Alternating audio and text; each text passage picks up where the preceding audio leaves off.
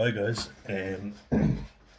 So as per the request of Shawnee K, gonna make a video talking about the Six Nations round one, and also gonna make a video talking about the squads. But yeah, I'm excited. It's officially a week away now, and yeah, it's gonna be a cracker. I'd say it's gonna be really good. I have my whiteboard out. I'm gonna show you in a bit, but yeah, what I want to talk about is my predictions as well. I'm going to go through the squads in another video, just kind of tell you my take on it. Um, there's going to be an exciting tournament, it's going to be very good. It's going to be close as well. I don't think there's going to be any outright winners in a sense of, like, obviously someone's got to win it, but nobody is going to absolutely dominate, I don't think. I think it's very closely matched. The fixtures are well poised, finely poised, whatever you want to say about that. Rather than being a negative prick, I'm going to say an Ireland win because I think they can win it. I think very conservative, very boring selection. Um, I think they get the job done, but I'm not expecting a very entertaining performance from Ireland. I think they'll just do what's required. Um, but yeah, don't expect them to be very exciting because the squad they've picked is very conservative. But let's go game by game, shall we? And we'll start off with Friday's game, which I can't wait to see. I'm looking forward to seeing the French team. And the French team are absolutely stacked. So France against Wales, I fear badly for Wales. I think it's going to be an absolute dismantling. I can't see Wales getting anything from that game. I think they're going to get absolutely pummeled. There's no two ways about it. I've looked at the squad. There's big talk about Max Llewellyn not being in it. Won't go on too much about that, but there's a lot of players in there that I haven't even heard of before. It's a very young, inexperienced type team. I guess you got to experiment. It's either young and inexperienced or tried and tested. They've only gone with one out and out fly half, Dan Edwards. So don't get that one, but France are stacked. They're fucking enormous. I I cannot see anything less than an absolute annihilation of the French over the Welsh team. Um, I was just looking through Fabien Galtier and who he normally selects. It's kind of interesting where Ireland have been boring and conservative. I think France have been exciting and they've brought in some young players. Like there's no Jonathan Dundee, there's no Gael Fickou. Um, it's going to be interesting. Like my prediction for the French pack is that it's going to be, a tried and tested team. I don't think it's going to be a weak side. I think it's going to be a big pack, which the French certainly have. So I reckon in the front row you'll have a loose head Jean Baptiste Gros. Cyril Boy is back in, so that's big news. Like that's huge for France. That's really good. Um, if you're being wise, you probably don't throw him in the deep end. You bring him off the bench. I think against Wales at home is the perfect time to do that. You're in Paris. Um, La Marseillaise is blaring. The home crowd behind you. I think you go safe. Jean Baptiste Gros has proven that he can do a good job. Danny Priso though he's a big scary dude. um, but I think if you're going to bring Cyril Boy back in and ease him into the team, you do it against Wales. I think Italy showed last year that they've got the measure of France and they're at home now against France. So I think France will need to give Italy the respect they deserve. Reckon hooker, no contest. Piero Movaca, absolutely outstanding. The man can do it all, and he can go into the back row if you need him to. He's a jackal threat. He's a great ball carrier. He's a machine. Um, yeah, a tight head. I reckon they'll go with Winnie Antonio. Um, get the most out of him. He'll probably be done internationally after this Six Nations. What a servant he's been. Be interesting to see how they go with on the bench. You might say George Henri Coulomb is a good choice on the bench because, yeah, just because like you're not going to be tested too much in the scrum Coulom's not great in the scrum. I've seen him get absolutely destroyed a few times now. You know, just popped up when the pressure comes on. He's a tight head. He just stands up. You know, because when that pressure is coming on, you're taking the brunt of the loose head and the hooker. The hooker. So basically, what happens is two men come in. When you're a tight head, you have to drive straight, and then what will happen if you get dominance normally is the loose head in the opposition will turn inwards. I'll show you the other way. It'll turn inwards like that if the tight head gets dominant, you know. Very often times if the tight head goes the opposite way, so if his hips are towards the touchline, that's when you know the tight head has dominance, right? Andrew Porter got pinged a lot for it against New Zealand in that dreaded quarter final. If you want to check out a good clip of that. But when a loose head dominates a tight head, you'll see the tight head getting lifted up or standing up. So pressure comes on, loose head gets under and lifts up. Up. My fucking voice is gone. Get some water.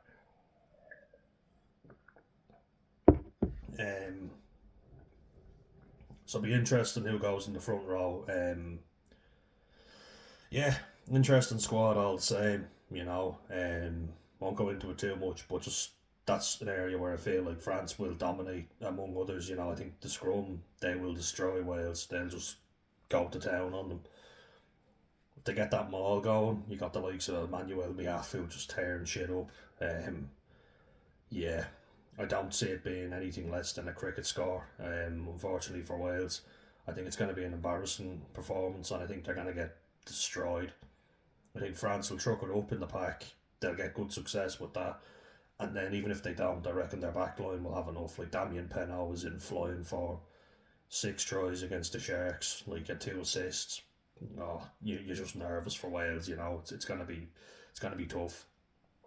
Plus, if they give away penalties, Tomo Ramos can kick from anywhere. So at 12 now and 13, that's going to be interesting. Nicolas Deporter has been very good. Like he was the captain for the French under-20s. Very experienced head and his shoulders, like for such a young lad. Antoine Frisch, a player that I know well enough from watching at Munster. And they keep talking about him as being like a crash ball player, and I don't see that. I see him as a playmaker, and I think Munster didn't appreciate just how good the combo of him and Alex Nankivell was, because when you're with Alex Nankivell at 12, he's the crash ball type. He gets you over the game line, you know, he's the hard yard, the meter eater, if you like. Frisch is more of a distributor, the skillful player. You know, like a few times where Munster looked dead and buried, Frisch would come up with a brilliant kick, a chip over the top, or he'd do something really exciting. I think where Jonathan Dundee has been a crash ball expert, I think they could put Frisch at 12, get a good distributor of the ball, you know. Get a second playmaker, you know, like a traditional 12 would be. Now in recent years you've gone for a crash ball, Jamie Roberts type, you know, where it's boom up the middle, take on the fly half and crash over the game line. I think Frisch though has the ability to distribute, and him and Deporter could be a good combo, but we'll wait and see. The Welsh team, I know they're annoyed that Max Llewellyn's not in there. Will Griff John is back in the Welsh team. Rio Dyer is an exciting player, but don't see him getting much ball, you know.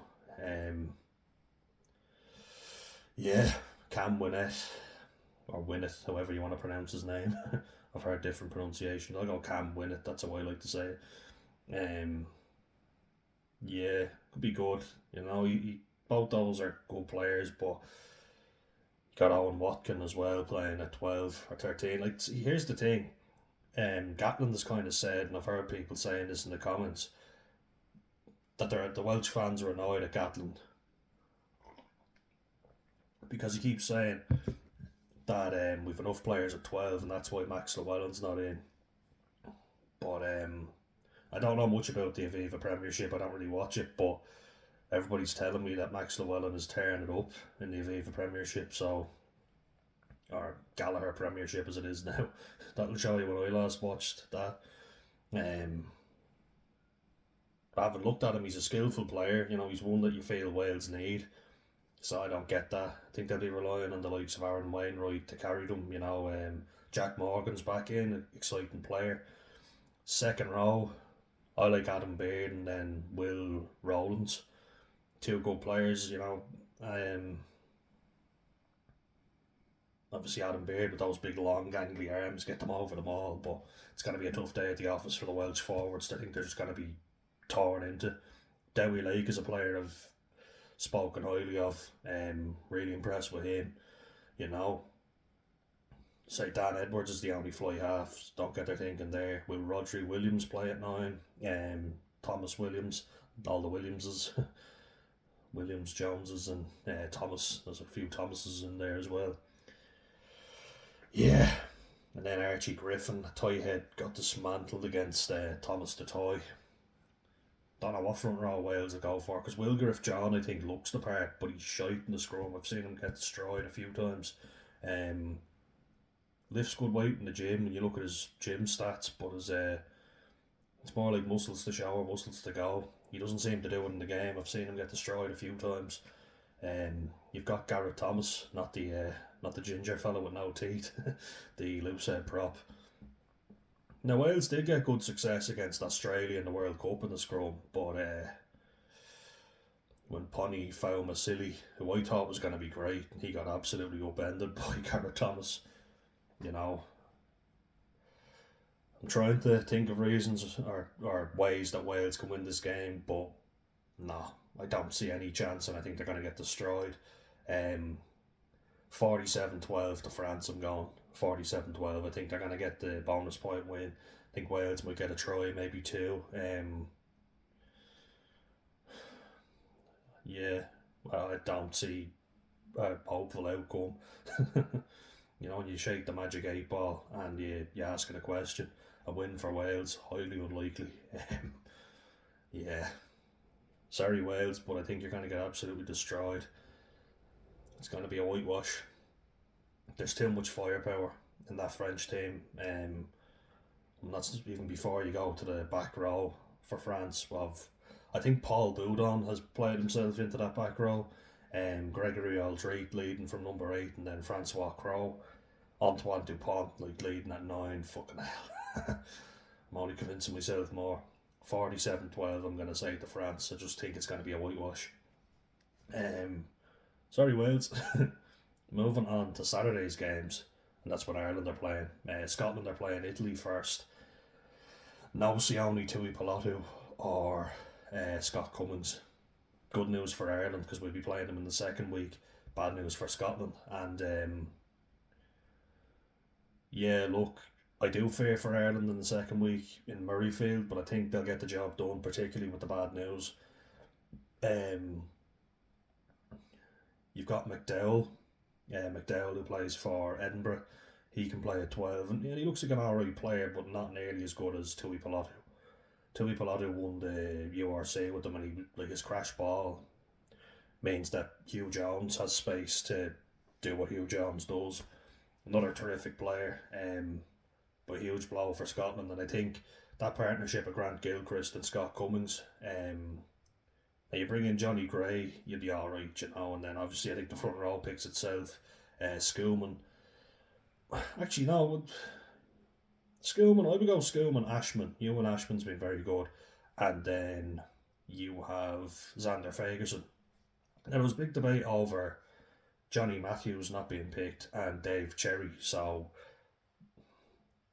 Johnny Matthews scores loads of tries. You know, he's got a great try scoring rate and he's an attacking threat. He really is. Ewan Ashman now is a big physical presence.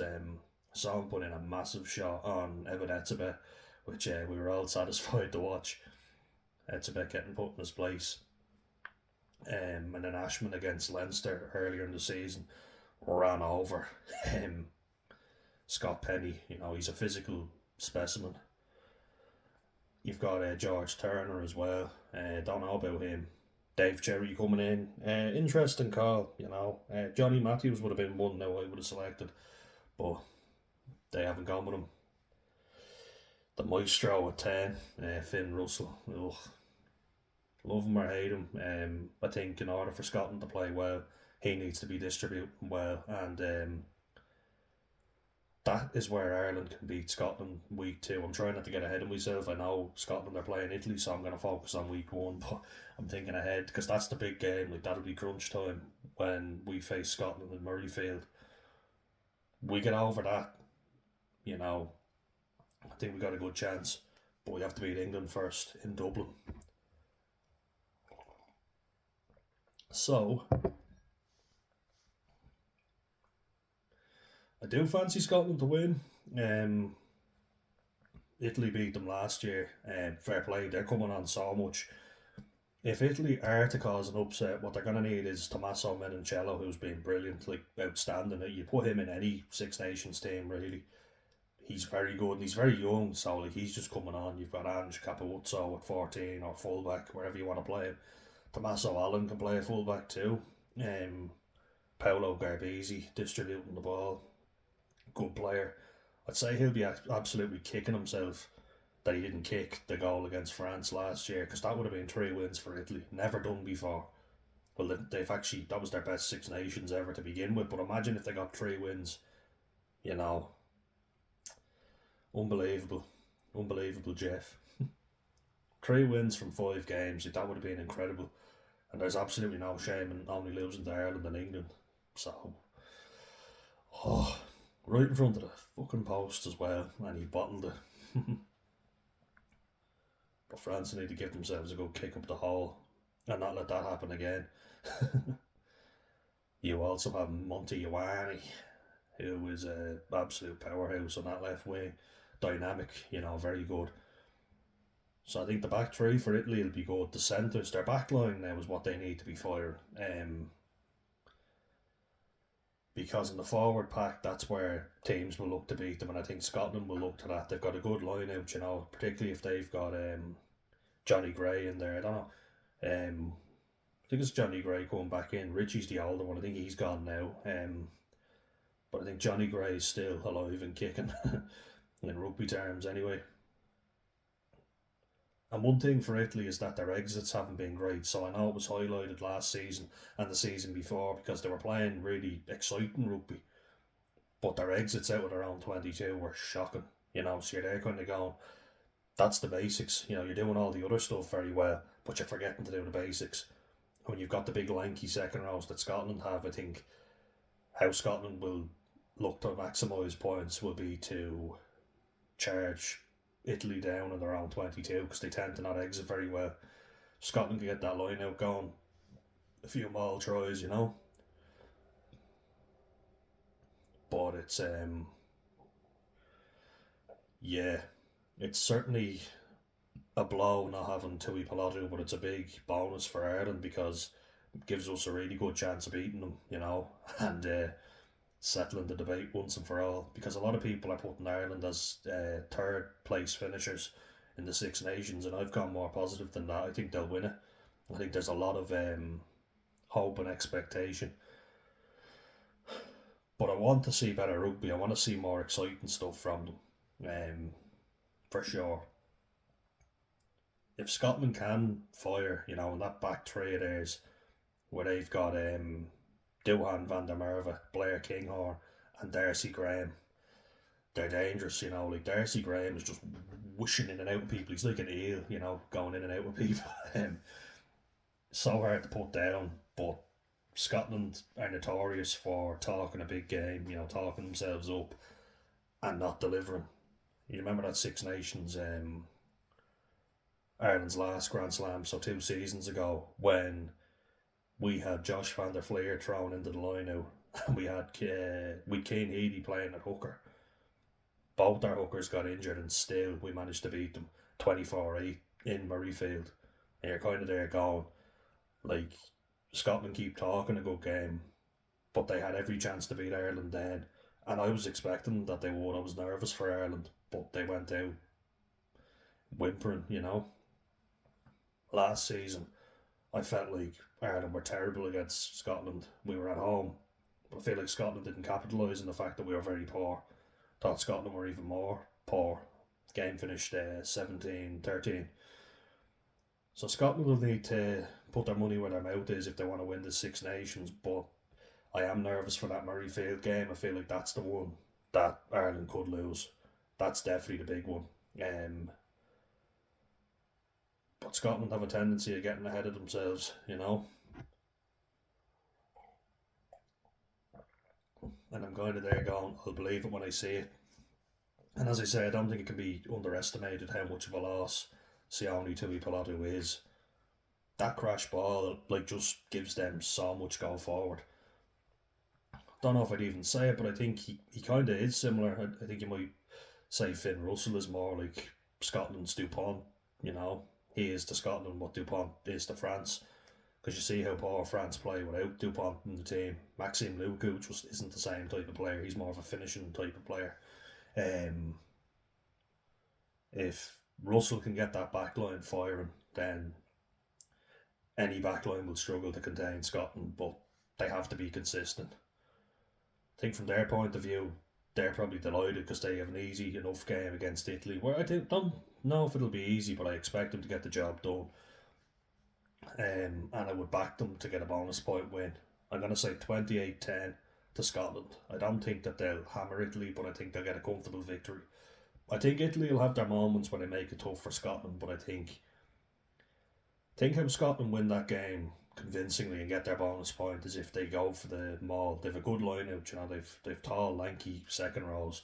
They tend to do quite well in that area. Their back row, like Rory Darge playing well, Jack Dempsey and Matt Ferguson.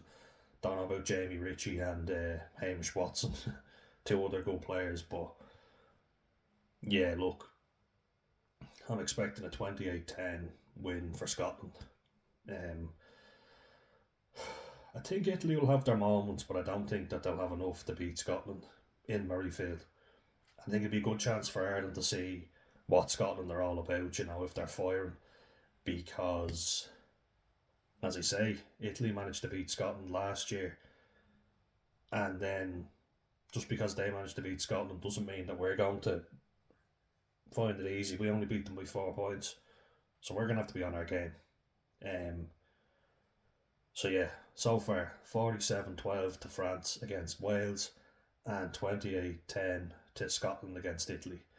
I'm expecting both France and Scotland to get the bonus point win in round one. And then I think everybody will admit this is the game of the week. It will be Ireland against England. Ooh, the old derby. Now, people are saying and bigging England up and saying they're going to be great, they're going to challenge this year, I think England have a tendency of getting ahead of themselves as well, Where Ireland tend to downplay themselves, England tend to hype themselves up, as do Scotland. Jeez, we tend to play ourselves down and be too humble for our own good.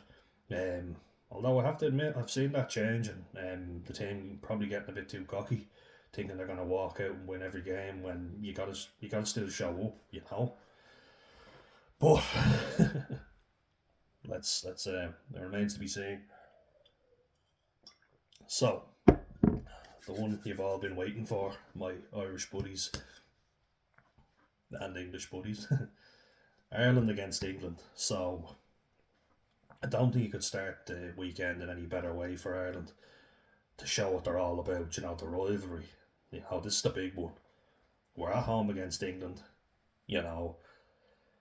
Very boring squad from Ireland. Just gonna say it. It's a boring, predictable team. The only reason we've got a new prop in is because Tom O'Toole is suspended. Had he not been suspended, I think it would have been so predictable. And it's still going to be predictable, Both teams are going to name full strength squads, no doubt about it. Andrew Porter, Ronan Kelleher, and hopefully Tadhg Furlong at tight head. Fingers crossed. Gonna need him, I don't fancy Finlay Bealham up against. Ellis Genge isn't the greatest scrummager in the world, For Baxter, who could be on the bench for England, it's quite good. Ethan Baxter, is it? As I say, I don't really watch the Gallagher Premiership, but yeah, Will Stewart, in fairness, now was quite good against Andrew Porter, so we got an interesting look into how he might play in the scrum. Andrew Porter being so strong, he struggled a little bit, so I would like a strong tight head on the other side, and that, of course, our best one would be Tadhg Furlong. I think you'll have the measure of Ellis Genge. But I'd be worried, England are a beefy team. Traditionally, they go for a big pack. they're going to look to bully us. You know, there's no two ways about it. England are a very one-dimensional team. I find particularly now. Um, but Ollie Lawrence is playing quite well in midfield. Marcus Smith will be in the team, who have sang his praise. Alex Mitchell's not there, so big loss for England. You know, that snipe and run that he makes. Ben Spencer will probably come in. You've got Rafi Quirk, who seems like an exciting fella for sale. Ben Spencer had a few moments now for Saracens against Munster, but I thought Saracens were quite poor, and if they played anyway decently, they could have beaten Munster, because Munster were shocking in that game against Saracens. Um, yeah, so front row for Ireland, I think. I want to say like more or less picks itself, but you've got Dan Sheehan and Tyke Furlong coming back from injury, so you don't want to chuck them in the deep end too soon, but I also don't fancy having Finlay Bealham on against Genge, but it could work, it could be alright. Boring, boring, boring though. Am I right? Like it's just so predictable. There's no excitement really, and where France have gone very exciting, Ireland have gone very boring and predictable. Second row, I imagine. Well, this is what I would go for. I would go for Joe McCarthy and James Ryan, and I would have Ty Byrne at 6. Whether they do that or not, don't know, but that's what I would go for, because I think England have a big pack. We want more bulk. Having a guy who plays second row playing at 6, given the jackal threat that Ty Byrne is, the two Tygs, getting my Tygs mixed up.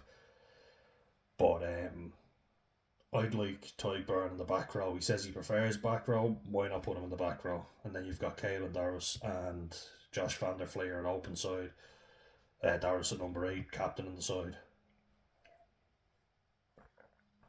I think just having that back row gives us a lot more of a jackal threat on the ground, and gives us more bulk as well. You know, just gives us a better chance of competing, because England are going to go big and strong as they always do. They look to out-muscle Ireland. Like, traditionally how they've beaten us and how they beat us last year was just playing direct, just one-up carries. George Martin and Itoje, Ben Earl, you know, Ollie Lawrence as well. One thing we've got to do is kick the ball off the field. You know, they've got they might not have any Emmanuel Faye-Wabosa, who was a good player, but they have Tommy Freeman, who ran over Calvin Nash last year. You know, boshed him to fuck, like really just sent him in the next week. He went off injured, you know. And then we had to put Frawley on the wing, which I didn't understand either. I thought surely put Hugo Keenan, who was actually played on the wing. Frawley plays enough positions already, but yeah, they've got Ollie Syholm, who I think is a good player. You know, he played very well in the November series, and that was off the bench most of the time. If not all the time, actually, wasn't it? I think he played off the bench all the time, and he looks dangerous. He looks like a good player. Tommy Freeman is no George Fairbanks, so we're going to have Freddie Stewart, who was a big, strong fullback. And he can carry, you know, he can really carry. He can hurt teams. He's an aerial threat because he's like 6'5" or something. But he's a heavier guy at fullback, so look to move him. Like what England did against Ireland when Robbie Henshaw was a fullback. Chip the ball in behind. England come up hard, you know, big hard line, straight in your face. They're going to look to bully us.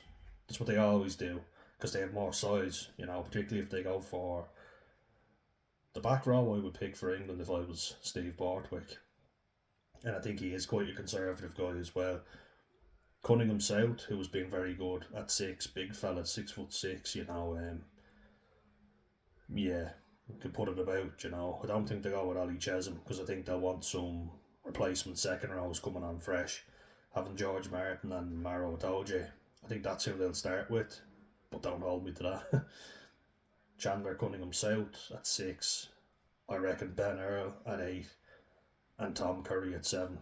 Then his brother, his twin, so you'll be seeing double when he comes on. I think one of them wears a scrum cap now so that you can tell the two apart. Thank God for that. Be like a scene from The Shining. Tom Willis. Is he Jack Willis's brother? Because they look very similar, and the name. What you talking about, Willis?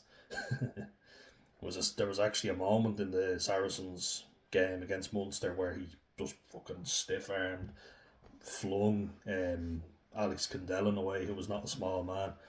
So he's a strong fella, but he never really got going. Munster kept him at bay for most of the game, so that's good. I think he'll come off the bench, and I think the England bench will look to make an impact, as you always do.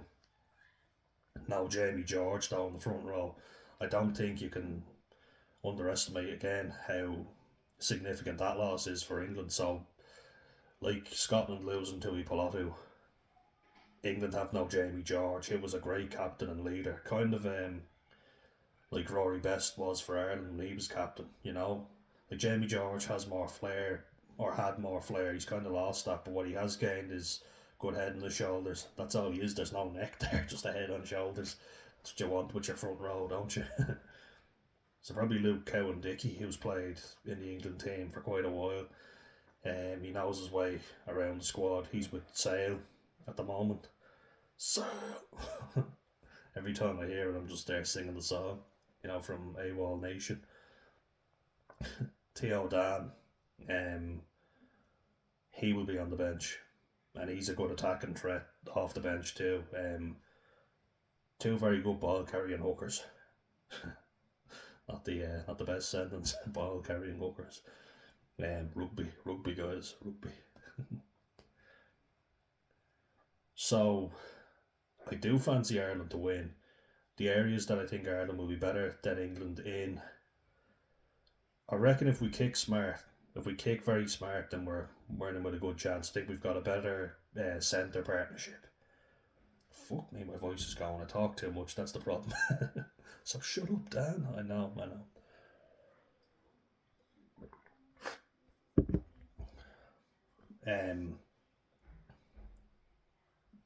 I think we're going to have Ringrose playing at 13. I think we have to. We didn't have him in the last Six Nations, and I think it made all the difference. He has come back and he's playing brilliantly, so we need him.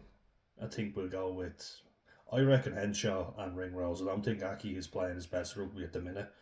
He looked slow when I went to see Ireland against Australia. Had a brilliant World Cup, but he's getting on. The role that he plays is very physical. If I were Simon Easterby, I would go with Henshaw and Ringrose. Just, if you're going to play boring, go with a tried and tested partnership. They do it for Leinster. So let's go with it. I think those two players have more skill and ability than Lawrence and Henry Slade. Ollie Lawrence and Henry Slade. Slade hasn't been very good for a while now. Lots of potential, but he hasn't lived up to the hype for a while. And Lawrence is coming into his own. He's playing very well. Some people have gone with Slade at 13 and Lawrence at 12. I would have gone the reverse, because I think Lawrence has really good gas on the outside, and Slade is more of a playmaking 12. Don't know what's happening.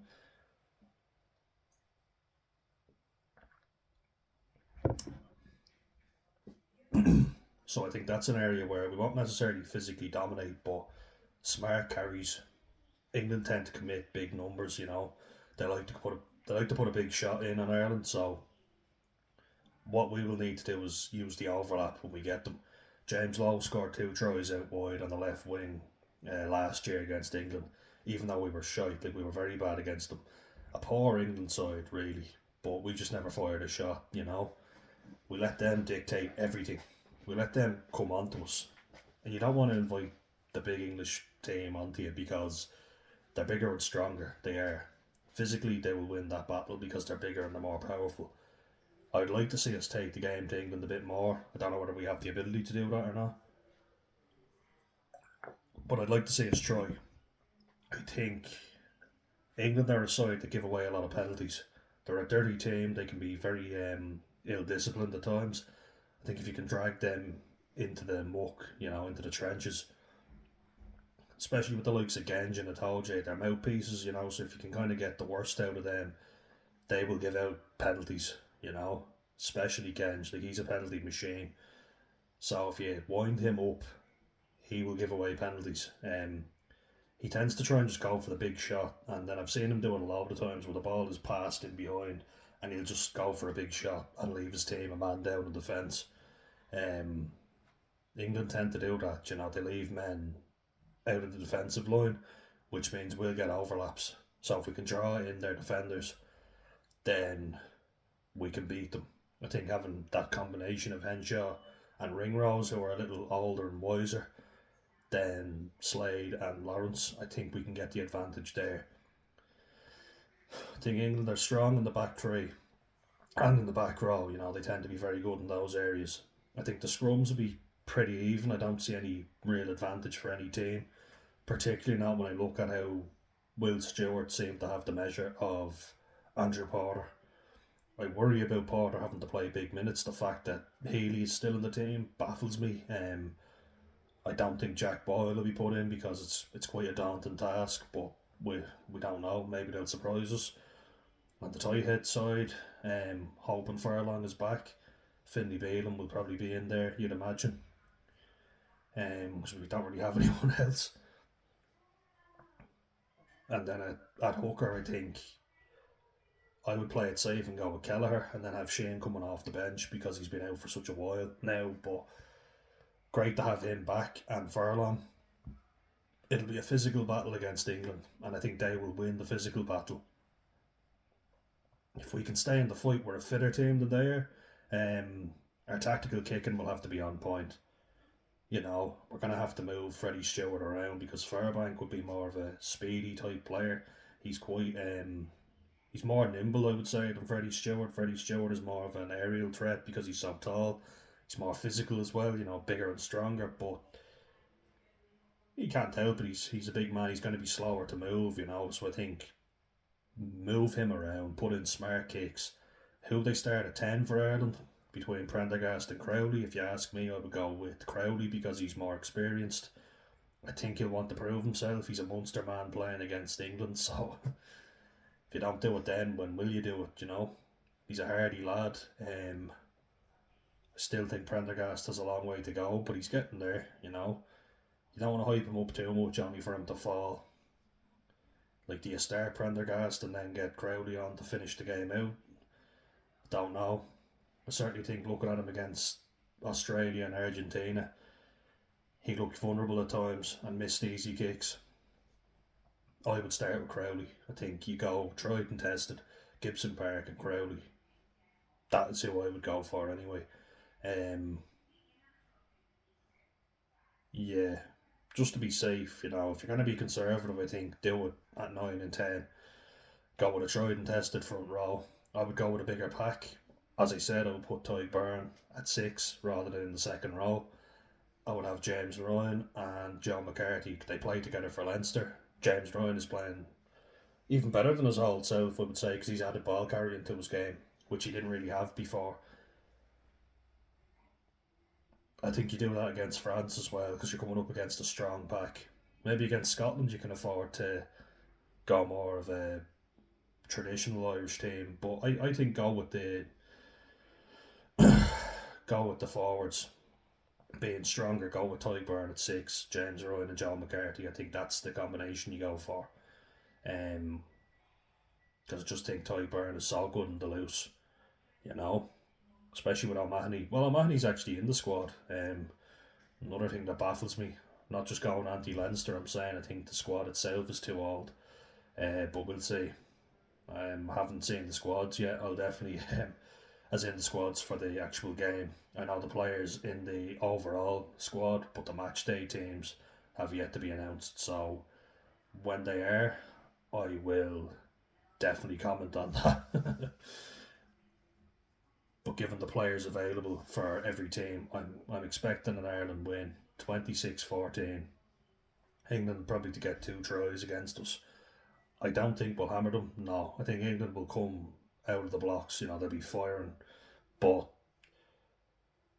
their discipline is poor. They will give away penalties. I think we should take our penalties, not miss our kicks to the corner, make sure we get good distance, get that maul going if we can, get the line out functioning first and foremost, because that has been a weak area, and you can bet your arse England will test us out. No doubt that they'll try and test us out in that line out. Especially with the likes of Itoje putting those long arms over the top, going for the ball. Weather the storm against England. They have big ball carriers, but get them down, work on your tackles, get Tyke Byrne over that ball, Jacqueline, get Van der Fleer. Van der Fleer is not much of a jackler now. I would say Tyke Byrne is our best jackler, and then Caelan Doris. What Van der Fleer does is just his work rate, his tackles, his ball carrying. That's what he does well. But look, either way, let's get some turnovers. Let's tire England out because they're big lads. They will tire, much like France. Though I don't think England have as much firepower as France, which we're going to see next Friday in a week's time. Yeah, 26-14 to Ireland, I think. Play smart, move Freddie Stewart around in the back three, get the fucking ball off the field, kick the ball, get it off, don't be keeping it in field. The thing that we do badly, and we did it very badly last year against England, which is what cost us the game in Twickenham. I refuse to call it its new name. It's Twickenham, it's an iconic stadium. Will they stop ruining stadiums? This one's in the Aviva though. Home advantage against England, come on, you got to do it. First game, set the marker. Set down a marker, set the tone. But what we did poorly last year, and they scored tries off it, was we kicked the ball, kept it on the field. James Lowe, get the ball off. I don't know why they keep saying that massive left boot. He kicks on the left side, he never gets the ball off. It always stays infield. You can get it as far as you want. You're literally giving pacey, physical back three players a chance to run at you, which they did. That's how Tommy Freeman knocked out Calvin Nash, because they got a big run up to it and they scored 2 tries off it. You're playing into their hands. Make their midfielders create something. Marcus Smith is a great creator of opportunities, Play smarter. I don't know what Ireland are doing. Like, they talk about all these, micro moments in games. Conor Murray kicked the ball back to England with less than a minute to go in that game when Ireland didn't deserve to win it, but they could have gone back-to-back Grand Slam winners had they won that game. Just shit the bed, Stupid. Kicking the ball back when you have only a minute to go. Do you really not trust your own forwards to hold on to the ball for less than a fucking minute?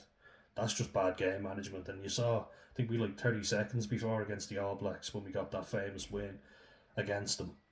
30 seconds and we can't hold on to the ball, we don't think. Play the clock down. Be smart.